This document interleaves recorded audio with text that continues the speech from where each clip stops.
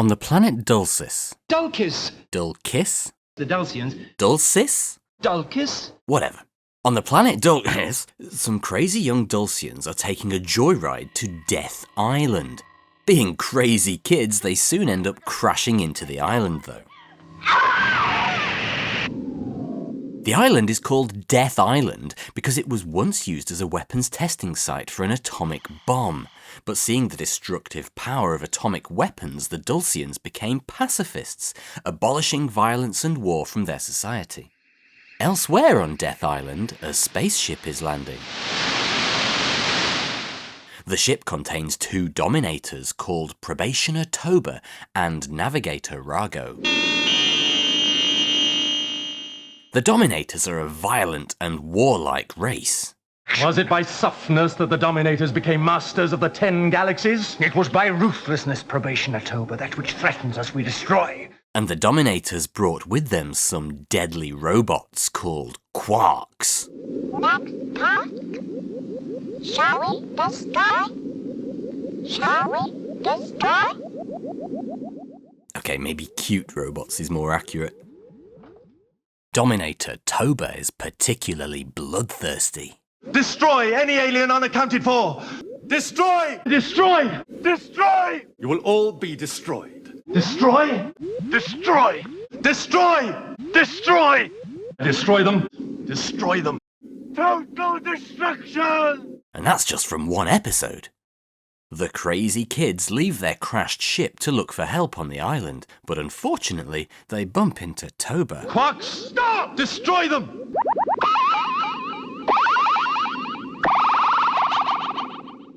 Only 𝗀𝗃 the tour guide is left alive and he escapes, but 𝗃𝗃 finds his ship and, well... Destroy the alien vessel. The Doctor, Zoe and Jamie arrive on the island expecting a warm welcome from the friendly Dulcians, so they begin to explore. Yes, it's an island on 𝗀𝘀𝘀𝘀, a perfectly splendid planet. They find an abandoned war museum and meet up with a Dulcian scientist and some students who are studying the radiation levels on the island. The scientists discover that the radiation on the island has been absorbed by the Dominator's ship because the ship uses radioactive material as a sort of power supply. The Dominator's plan is to drill down to the planet's core and drop a radioactive seed device down the hole. The whole planet will become one vast molten mass of radioactive material. The fuel store for their fleet. Well, we'll just have to stop them then. The Dominators are also interested in maybe using the Dulcians as slaves, so they capture the Doctor and Jamie to test, thinking that they're Dulcians. Doctor, I can't move, help me! The Doctor pretends to be stupid, so they think he's of no value, and Jamie also acts stupid, although it's not clear whether he's pretending or not. An unintelligent enemy is far less dangerous than an intelligent one, Jamie, eh? Meanwhile, 𝗀𝗃 and Zoe head to the planet's capital city via transport capsule. They want to warn 𝗀𝗃's father, who also happens to be the Dulcian leader, about what's going on the island. But the council refuses to act because they're pacifists, so 𝗀𝗃 and Zoe decide to sneak back to the island to deal with it themselves. Well, they're not very efficient garments, are they? Well, at least you look more like a girl now. Says the guy wearing a maternity dress. The senior Dominator Rago is not impressed by 𝗃𝗃's obsession with destroying everything, and these two spend most of the story arguing about the merits of destroying things. I'm beginning to wonder if you have the qualities of intelligence and detachment necessary in a Dominator. Where have I failed? You have repeatedly destroyed the creatures and installations of this planet to no purpose. The Dominators eventually capture the Dulcian scientists on the island and force them to clear out a drilling site to see how much they can endure. But they're so weak and feeble from all that pacifism that they can hardly move a few rocks around. Even Zoe shows them up. Jamie and 𝗀𝗃 grab a laser gun from the war museum on the island and start shooting quarks. Dominator Rago obviously doesn't like this, so he collapses the museum on top of them. Fortunately, Jamie and 𝗀𝗃 find their way into a hidden bomb shelter under the museum, but they don't stay down there for long because they decide to rescue the Dominator's prisoners. Excuse me, I want...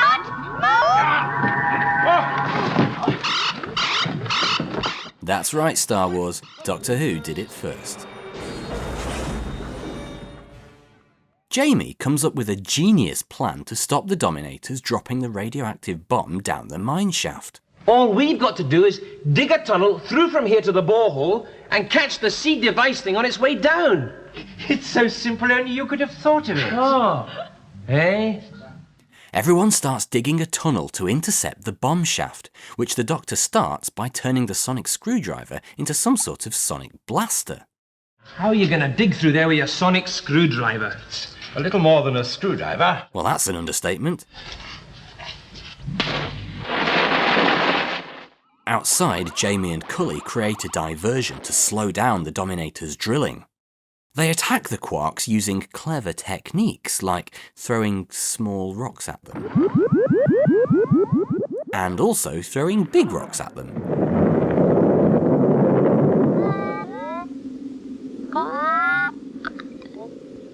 Eventually, both tunnels are completed, and the Doctor is able to literally catch the Dominator's radioactive seed device before it reaches the planet's core.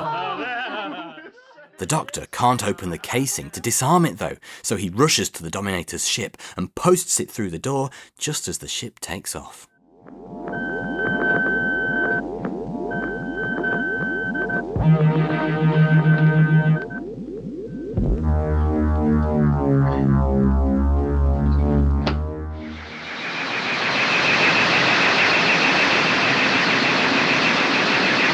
The 𝗚𝘃𝗀𝘀𝗀𝗀 on the island head back to the capital in the transport pod, and the Doctor heads back to the TARDIS just in time to see the Dominator's ship explode. If we've learned anything from this story, it's that violence is never the answer. But pacifism isn't the answer either, so I'm not actually sure what the answer is. Anyway, the planet is saved, but all the Dominators' drilling has caused a volcanic eruption, and the entire island is about to be engulfed in lava. The Doctor, Jamie and Zoe are concerned that the TARDIS is about to be swallowed up by the lava. So the Doctor tries to dematerialise straight away, but the TARDIS's fluid links are playing up again, meaning they can't leave. Jamie convinces the Doctor to activate an emergency unit, which sends the TARDIS to another dimension.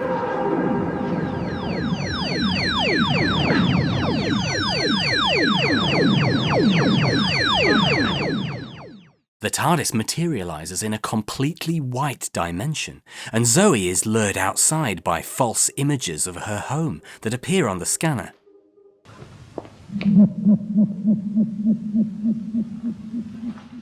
Lost in the white expanse, Jamie and Zoe are pursued by several creaky robots.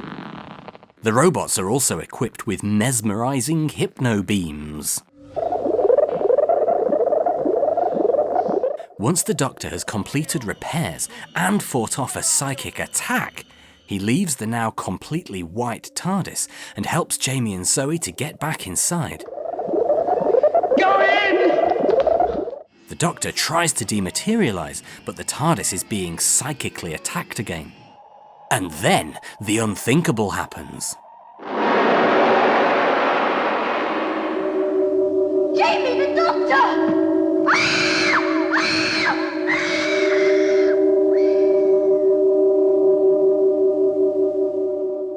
The Doctor, Jamie and Zoe awake to find themselves in a forest of words, where all the trees are shaped like letters and the inhabitants are fictional characters. For example, they meet Gulliver from Gulliver's Travels. It would not be proper at this juncture to trouble you with the particulars of my adventures. They meet the quintessential damsel in distress, Rapunzel. I suppose you know that hurts. You mean this is your hair? Of course. And some pinchy children. Ah! No, stop it! Don't do that! Oh. There's also a dodgy-looking unicorn at one point.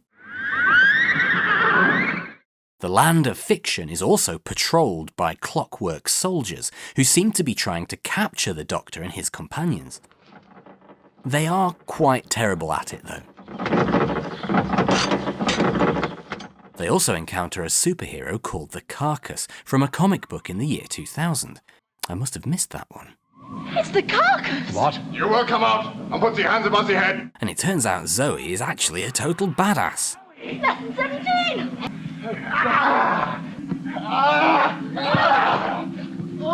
Mercy! Better submit, you know! Mercy! As well as dealing with fictional characters, the travellers are forced to play bizarre games in the land of fiction. Zoe gets put in a jam jar. Yes, of course! And the Doctor is forced to rebuild Jamie's face, although he gets it slightly wrong. Yes. Yes. Oh! Doctor! Oh, I'm glad to see you again. Is that really Jamie? Well, yes. But he couldn't just have changed like that. I mean, it's impossible. Well, you're definitely talking to the wrong guy there, Zoe. Fortunately, Zoe is able to put Jamie's face back together properly a little bit later. Wherever they run, whatever they do, every step they take will only bring them nearer. The trap is set. The group eventually find their way to a maze of caves and tunnels. You stay here, and Zoe and I will explore a little further. Well, that's obviously a terrible idea, because in the maze is the Medusa from Greek mythology. Medusa does not exist! You must believe that! There's also a Minotaur. Half man, half bull. Hang on, do you mean the Minotaur or the plot of this story? Eventually, Zoe figures out a way through the maze. 1 left, 2 right, 3 left, 4 right, and so on. It's a simple arithmetical progression. I mean, that's not what it showed on the map, but okay. On the other side of the labyrinth is a palace, and inside the palace is the Master. The Master? The Master? The Master. No, not that Master. The Master, it turns out, is a human writer from Earth. My brain is the source of the creative power which keeps this whole operation going. He was abducted and connected to a computer known as the Master Brain, which harnesses his powers of imagination and also controls him to some extent. Did you ever hear of the adventures of Captain Jack Harkaway? Captain Jack Hark? What? That sounds familiar. The Master's imagination has created everything in this strange universe, and he wants the Doctor to take over. As you see, I'm no longer young. Whereas you, Doctor, are ageless. You exist outside the barriers of time and space. I refuse!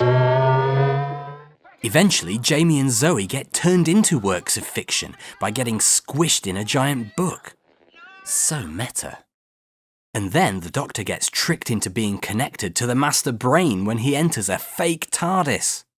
It turns out whoever is in charge of this operation needs the Doctor's mind so that they can take over the, you guessed it, planet Earth. Sausages! Man will just become like a string of sausages all the same. Man will simply vanish from the Earth and reappear here. Leaving the Earth undamaged and uninhabited for you to take over. Precisely. The Master Brain can't control the Doctor's mind, though, and now the Doctor can start writing fiction himself. You've given me equal power!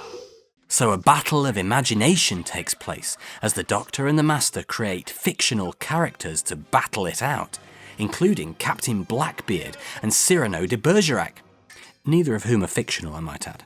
You cannot escape. But we will play your game a little longer. The Doctor wills Jamie and Zoe to escape from the book. They rush to the control room and start pushing all the buttons they can find. With all the button pushing and the Doctor's vivid imagination, the Master Brain becomes overloaded. The Master tells the white robots to destroy the Doctor, but the Doctor disconnects the Master from the machine, leaving the white robots following their last order simply to destroy. Without the Master Brain, the land of fiction ceases to exist. Everyone disappears back to where they came from, and the TARDIS is reassembled. The TARDIS materializes in space near Earth's moon. A nearby spaceship fires a missile at them, though, so the Doctor is forced to land on Earth in the 1970s. The TARDIS's visual stabilizer circuits have broken, so the TARDIS becomes invisible both inside and outside, so the Doctor takes the broken circuits and looks for somewhere on Earth to repair them. Looking for their old friend Professor Travers, they find a young photographer called Isabel. Isabel has lost her uncle, Professor Watkins, who has mysteriously disappeared at the secretive and sinister International Electromatics Company compound. Whilst Zoe and Isabel do a photo shoot, the Doctor and Jamie break into the Google compound, the International Electromatics compound, and they are quickly taken to see the company's general manager, Tobias Vaughan. That's the secret of my success, you see. Uniformity, duplication. My whole empire is based on that principle, the very essence of business efficiency. Do sit down. Vaughan seems nice. In fact, I'll do all I can to help you. Oh, how kind. But he's actually trying to take over the world, and he's kidnapped Professor Watkins. You're an evil man, Vaughan.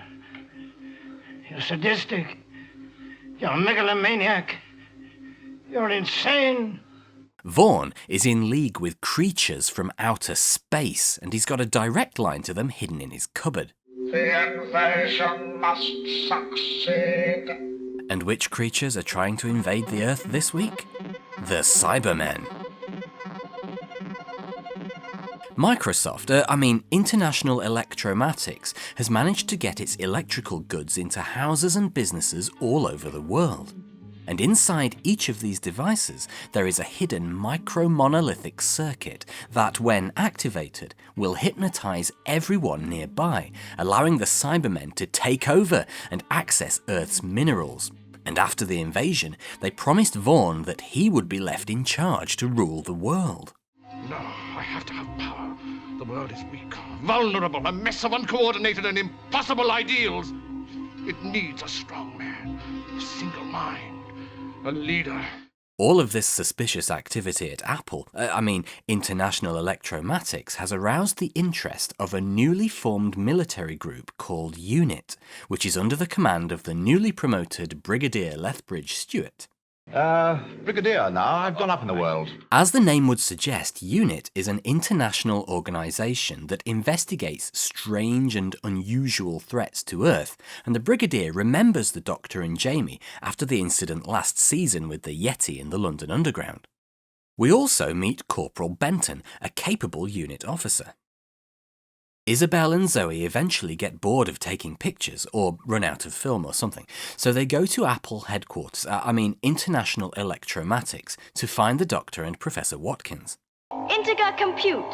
Print out y to the minus x variable 1. Zoe blows up the company's automatic receptionist just by talking to it, and she immediately gets captured.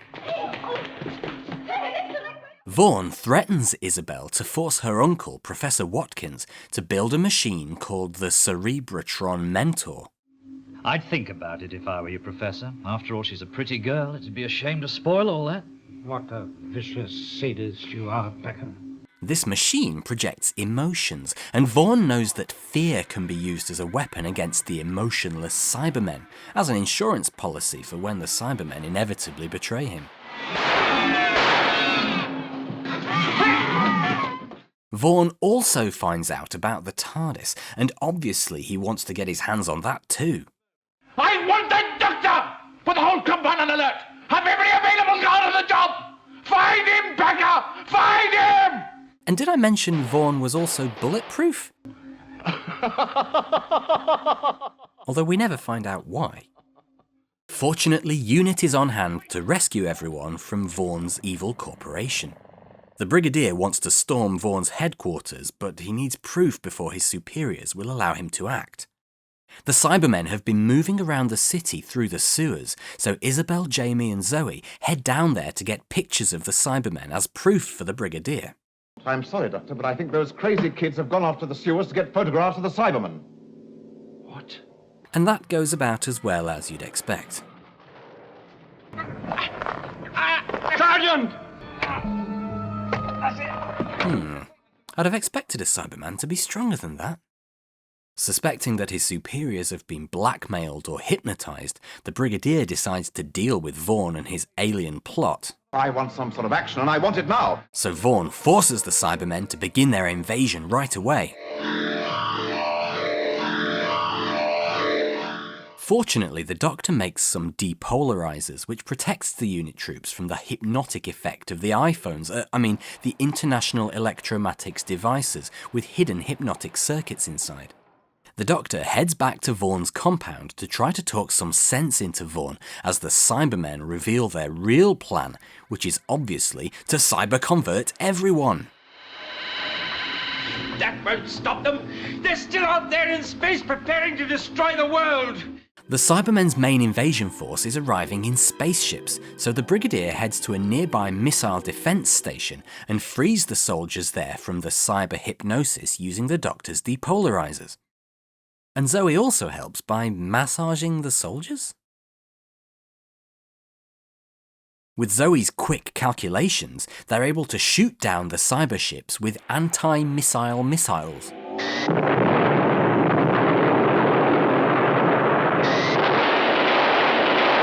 The unit troops fight off the Cybermen on the streets of London, so the Cybermen decide they've had enough of trying to invade Earth, and instead they're going to destroy it by dropping a Cyber Megatron bomb. The Cyber Megatron bomb will be delivered. We must destroy life on Earth completely, every living being. Is this what you wanted, Vaughn? To be the ruler of a dead world? Vaughn then has a change of heart and leads the Doctor to the radio transmitter that's guiding the Cybermen to Earth. They also take out some Cybermen along the way with the fear-inducing Cerebratron Mentor.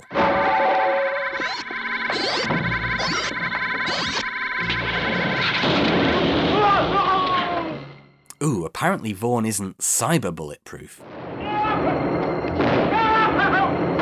Looks like the Doctor is, though. The Brigadier deactivates the radio transmitter and uses a Russian rocket to deliver a warhead into orbit that destroys the Cybermen's mothership.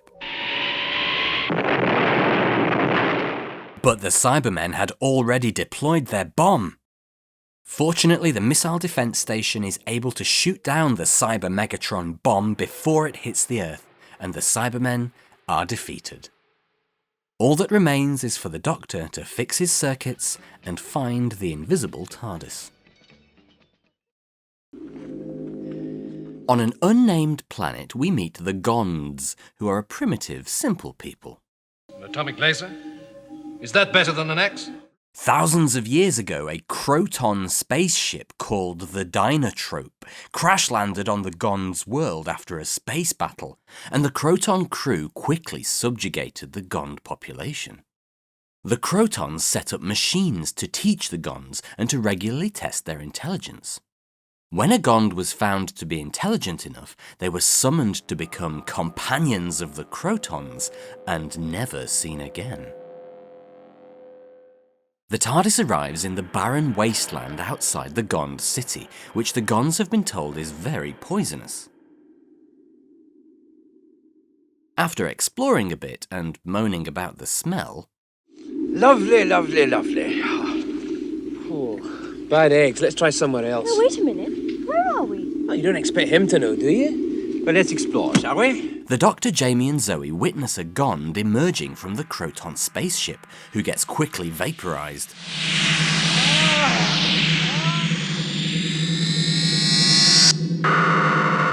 They do manage to save a second Gond, though, and they take her back to the Gond city. The Gonds are shocked to hear that the people they've been sending to the Krotons are being killed. They previously assumed it was a high honor being selected to join the Krotons.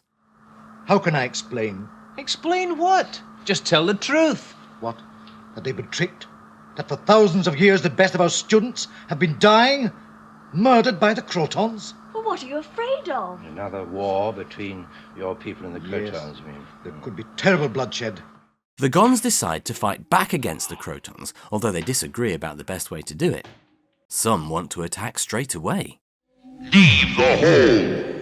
All Gonds, leave the hole now! That's just a voice! Listen! This is a warning! Come out, you Krotons, and fight!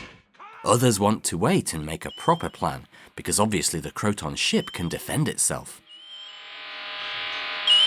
Oh! Oh!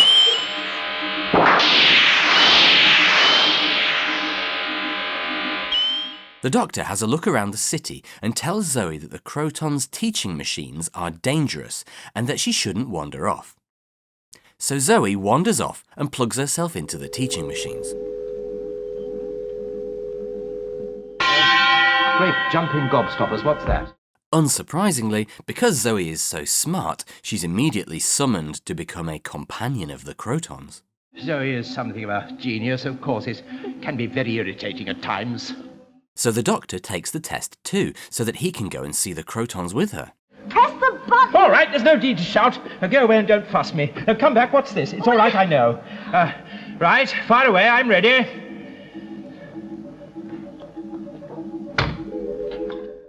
The Krotons are crystalline life forms who periodically have to revert to a gooey liquid state if they don't have enough power, and brain power can somehow revive them.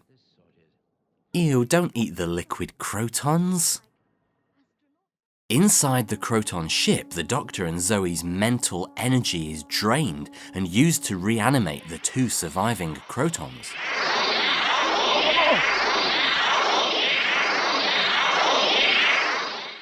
The Doctor and Zoe escape before the Krotons are fully reformed, though, and they head back to the TARDIS to do some tests on the Kroton juice. We cannot kill them. We need their minds.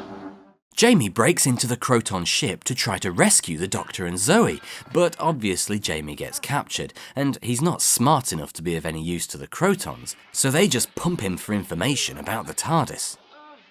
The Krotons have a go at destroying the TARDIS so the Doctor can't escape, but the TARDIS protects itself.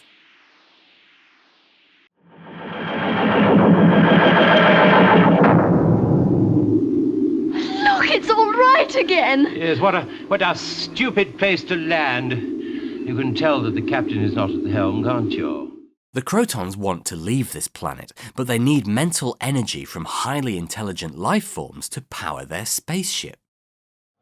They seem to have a way of transferring mental power to pure energy. Yes. Apparently it takes 4 highly intelligent individuals to fly their ship, but there are only 2 Krotons left after the crash landing. For thousands of years, the Krotons have been trying to raise the intelligence of the primitive Gonds through the teaching machines, in the hope that eventually they will find 2 Gonds smart enough to help them fly their ship, which is powered by mental energy.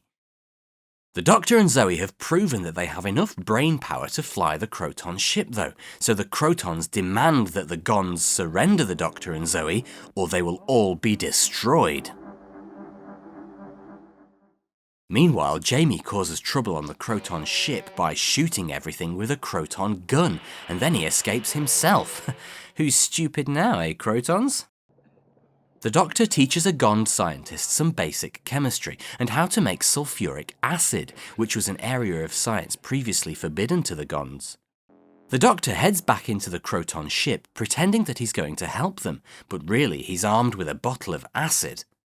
The Doctor's plan almost goes wrong, though, when he loses his acid, but the Gond leader heroically sacrifices himself to get the acid back to the Doctor.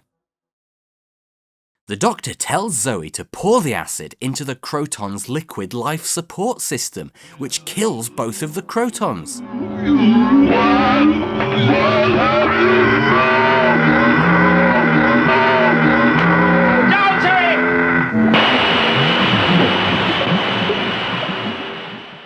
Savage. Outside the ship, the Gond scientists have mixed up gallons of sulfuric acid, which they pour onto the Kroton spaceship, melting it away. Just try not to breathe in the fumes, though, okay, guys? The Gonds are now free to develop on their own without alien influence, and the Doctor and his companions slip away back to the TARDIS to avoid any awkward Gond questions like, how does science work? So, just to recap this story, the Doctor teaches the oppressed workers to drop acid so they can free their minds and overthrow their manipulative ruling class masters who lie to them to keep them subservient. How very 1960s.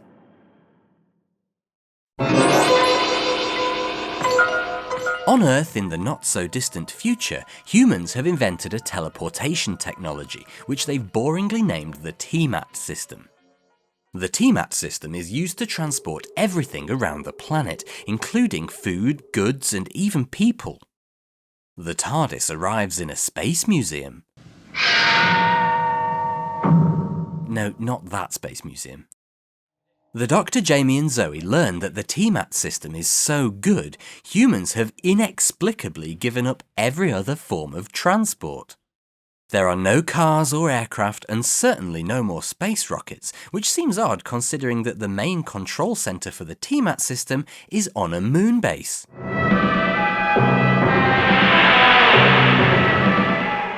No, not that moon base. Surely rockets would still be useful as an auxiliary means of transport, wouldn't they? Besides, how would man get beyond the moon? Nobody cares anymore about exploring space. Life made... well, it was made too easy by 𝗃_mat. Of course, the moon base is soon attacked by the Ice Warriors.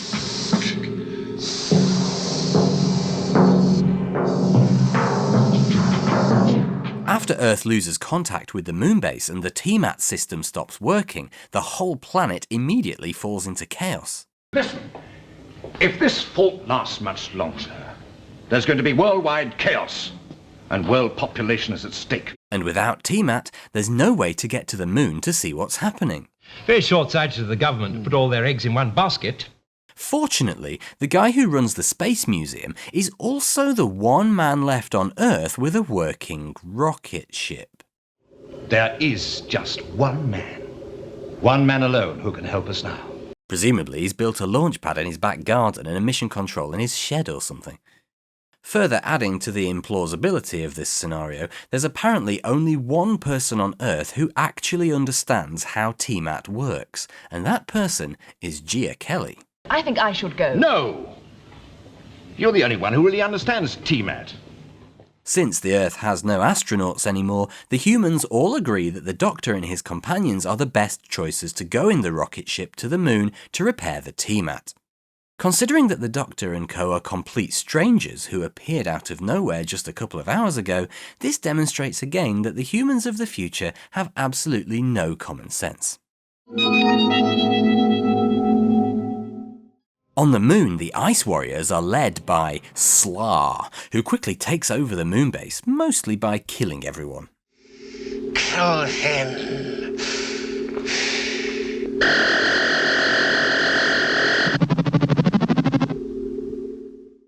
One cowardly technician called 𝗃_cie_𝗰 is kept alive though, because he agrees to help the Ice Warriors to operate the 𝗃_mat in exchange for his own life.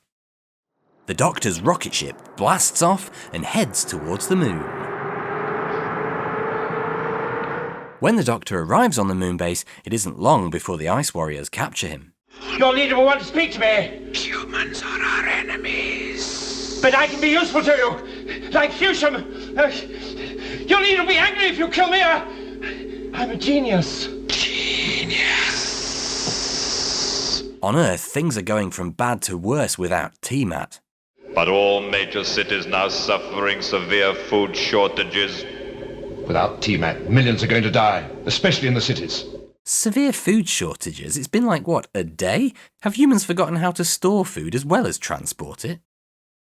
Using 𝗃_mat, the Ice Warriors send seed pods to the major population centres all around the world.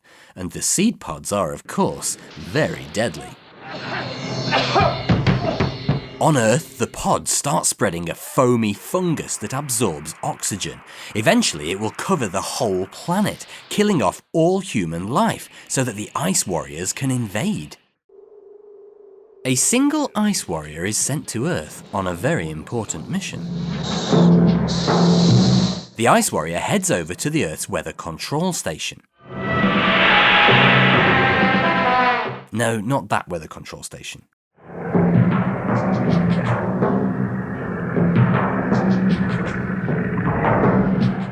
Since the Ice Warriors are, icy, extreme heat will kill them, so Zoe turns up the heat on the moon base, which takes out the Ice Warriors. The Doctor, Zoe and Jamie then head back to Earth via 𝗃_mat to deal with the seed pods. After some testing, the Doctor discovers that the seed pods and fungus can be destroyed by water.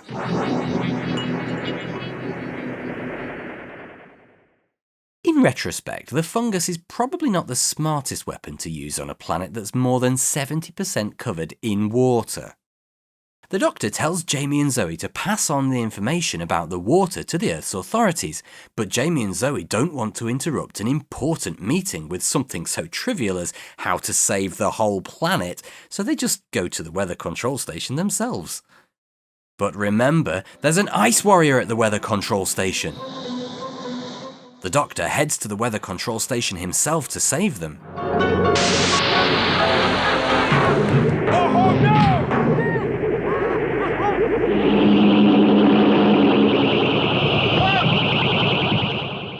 Jamie and Zoe confuse the Ice Warrior by running in circles around it.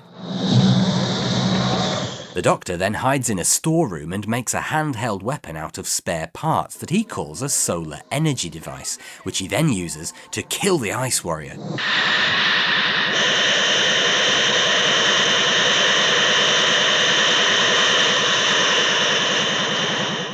The Doctor then repairs the weather controls and makes it rain to get rid of the deadly fungus.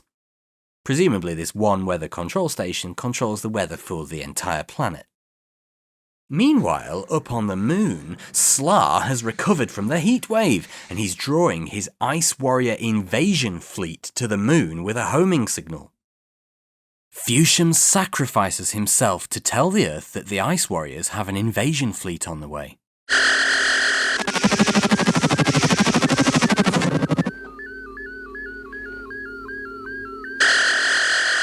On Earth, the humans create a fake homing signal for the Ice Warrior ships to follow, and they start broadcasting it from a satellite. The Doctor heads up to the moon with his solar energy device and turns off 𝗧's real homing signal, causing the Ice Warrior's invasion fleet to follow the humans' fake one, which sends them all into the heart of the sun. You have failed us, 𝗧. We shall all die. We are being drawn into the orbit of the sun. This is impossible. You have destroyed our entire fleet. You tried to destroy an entire world. Jamie T-mats up to the moon because he's worried that the Doctor has been gone a long time, and as an Ice Warrior goes to shoot Jamie, the Doctor redirects its gun arm at 𝗧.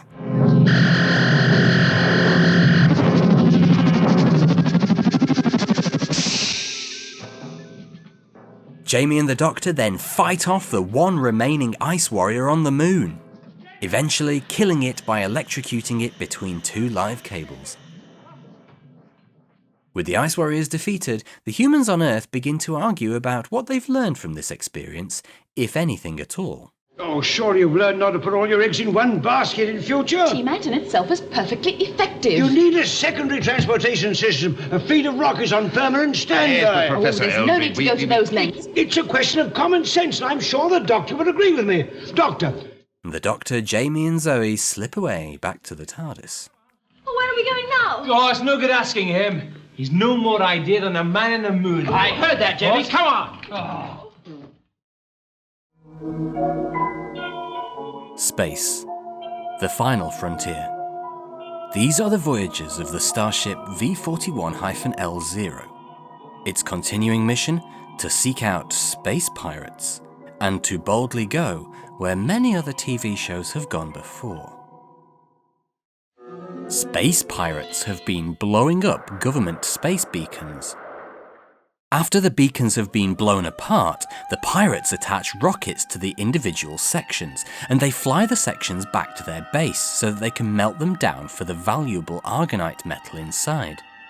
To stop the pirates, the Interplanetary Space Corps has dispatched a cruiser that catchily named 𝗵41-𝗪. General 𝗪𝗪cie, the Space Corps commander, has been having a tough time catching the pirates, though. We are going to be too late again. The pirate ships are faster than his ship, and the pirates have been using cunning tricks like putting a stripy nose on their ships as a disguise. I'm surprised they didn't just go with fake mustaches as well. Oh, it looks like they did.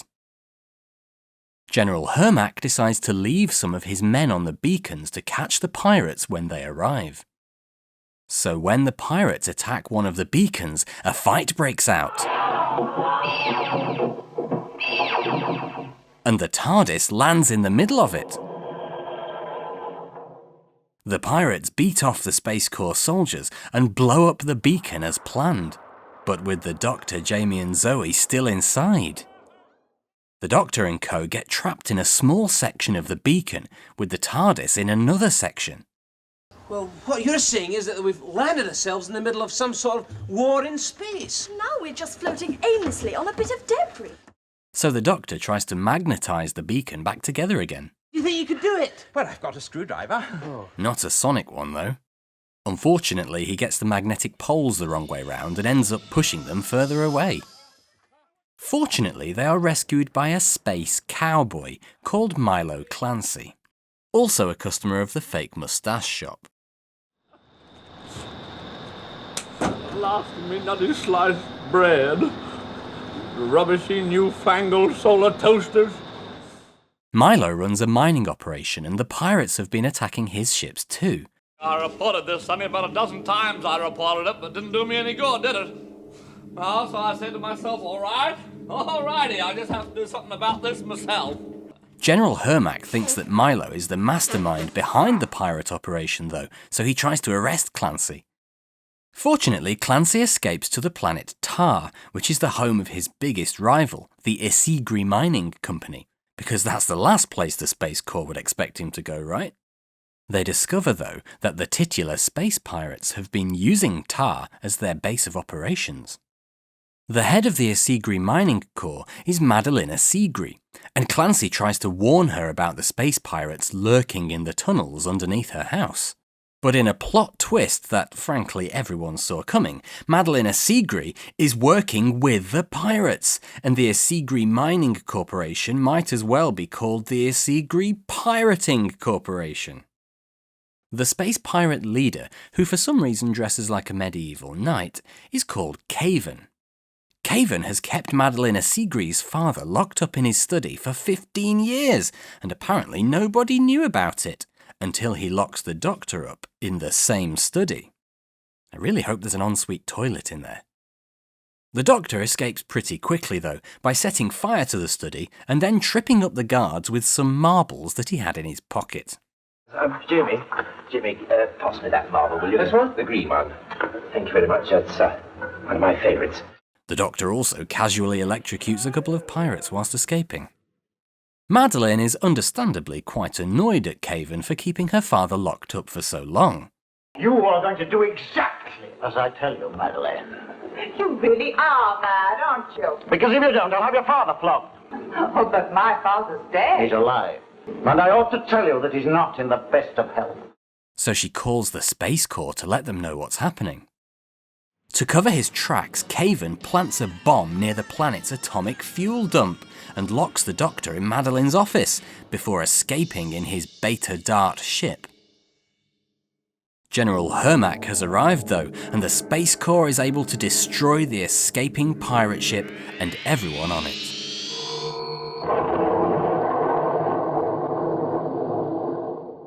𝗀𝗀𝗀𝗀𝗀 helps the Doctor to escape from the locked room, and the Doctor defuses the bomb. Sadly, before Madeleine and her father can be properly reunited, she must face criminal charges for her involvement with the pirates. And as if that's not bad enough, she also has to rebuff some very poorly considered chat-up lines from General 𝗪𝗵𝗀. To be defeated by an attractive woman like you at his own game, he'd take any risk to get his revenge. All that remains is for the Doctor to find the TARDIS, which is still drifting on a beacon segment somewhere in space. Fortunately, Milo 𝗀𝗀𝗀𝗀𝗀 offers to give them a lift in his rather unreliable old ship. Oh, no, not the Liz again. Frankly, I'd rather walk. Go on. You never know, you might have to.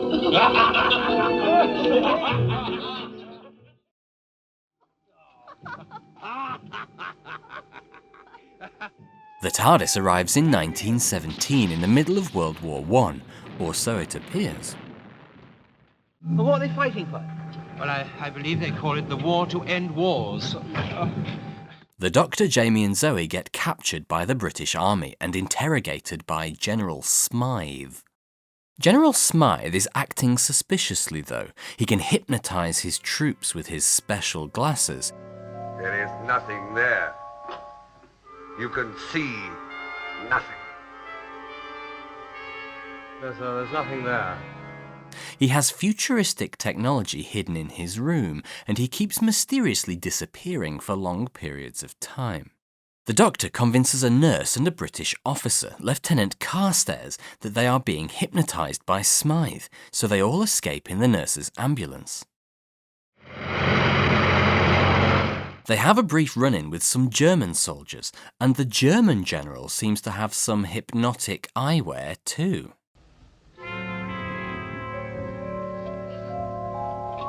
Es sind englische Spione. Wir müssen sie behalten. Jawohl, Herr Kapitän von Weich. Whilst trying to get away from the fighting, the ambulance passes through a strange mist that leads to another time zone entirely. Stop the engine! The doctor is naturally curious about what's going on, so he steals a map from Smythe's safe. 1917 zone, Roman zone, American Civil War zone. This whole place is divided into time zones. But there's a blank space in the middle. There's nothing marked at all. Yes. So obviously the doctor heads straight to the middle to find out what's going on. On the way, they pass through the American Civil War zone. Troops have been arriving in the war zones in a green box that appears from nowhere with a familiar sound.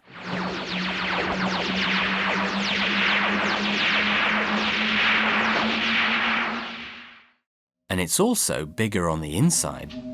To look. It is like the TARDIS. Bigger inside than out.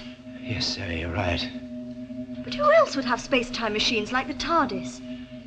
Well, there is an answer to that, but I just hope. What? The Doctor and Zoe hitch a ride in the mysterious box whilst Jamie gets captured by several people in rapid succession. The Doctor and Zoe arrive in the middle of the war zones where they find a control centre and more suspicious eyewear. It turns out the hypno-generals that we met earlier are actually aliens. Aliens who look conveniently just like humans. If my troops make a push here, what resistance can you put up? Along here, we shall have pillboxes, machine gun nests, landmines. You have no chance, but it will be an excellent test of the morale of your humans.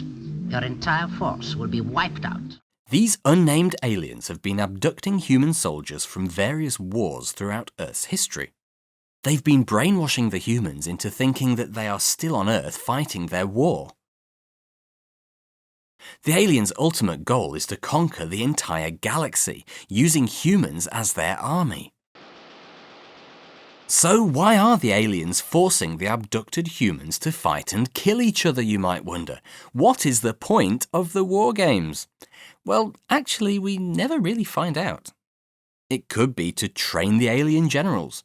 It could be to find the strongest humans for their army. It could just be to learn about human warfare. It's actually never explained.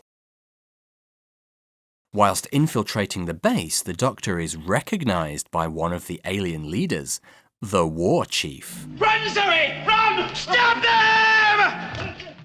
And then Zoe gets mind probed by an alien who's using some, frankly, massive glasses. Yet you are going a little bit over the top with the crazy eyewear now. The War Chief isn't the same species as the other aliens, though. I mean, he still looks conveniently exactly like a human. Well, I say that, no self-respecting human would go around with that facial hair. But he's actually a member of the Doctor's own race, the Time Lords. Stealing a TARDIS. Oh, I'm not criticising you. We are two of a kind. We most certainly are not. We were both Time Lords. But we both decided to leave our race. I had reasons of my own. Just as I had. Your reasons are only too obvious. Power. The War Chief has given Time Lord technology to the aliens so that they can abduct the humans from Earth's past. And of course, the War Chief's master plan is to overthrow the aliens once they've taken over the galaxy so that he can rule it himself. We can bring peace to the galaxy. And you can help. Meanwhile, Jamie has encountered a resistance movement. This is a group of abducted soldiers who have broken free from their mental conditioning and are actively trying to end the war games and return home. Now, at this point in the story, there's quite a lot of running around, messing with brainwashing machines, some good sonic screwdrivering at one point, and lots of dodging guards who are inexplicably dressed like scuba divers, who of course have crazy glasses. The Doctor eventually rescues pretty much everybody, and they escape from the central control area to find Jamie and the resistance leaders.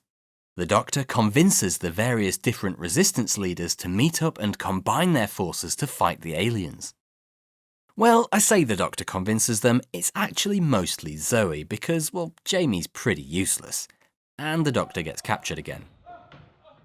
Back at the control center, the aliens' leader has arrived, the Warlord. I've heard disquieting rumors of serious trouble here. Are they true? The resistance leaders draw the alien guards away from the control center by attacking their communications devices in different war zones. And then the resistance assaults the control center themselves. The Doctor learns about the War Chief's travel machines, which are called 𝗬𝘃rats, which is TARDIS spelled backwards, by the way. Unlike the TARDIS, though, the 𝗬𝘃rats are very accurate, but this means they have only a very limited lifespan. The Doctor was going to use the 𝗬𝘃rats to return the abducted humans to their places in history, but the 𝗬𝘃rats are almost completely burned out and no longer up to the task. So the Doctor decides there's only one thing he can do to get the thousands of soldiers home. He has to call in the Time Lords. The War Chief tries to flee when he hears that the Time Lords are coming, but the Warlord finds out that the War Chief was going to betray him once the galaxy was conquered, and the War Chief is shot down by the Warlord's guards.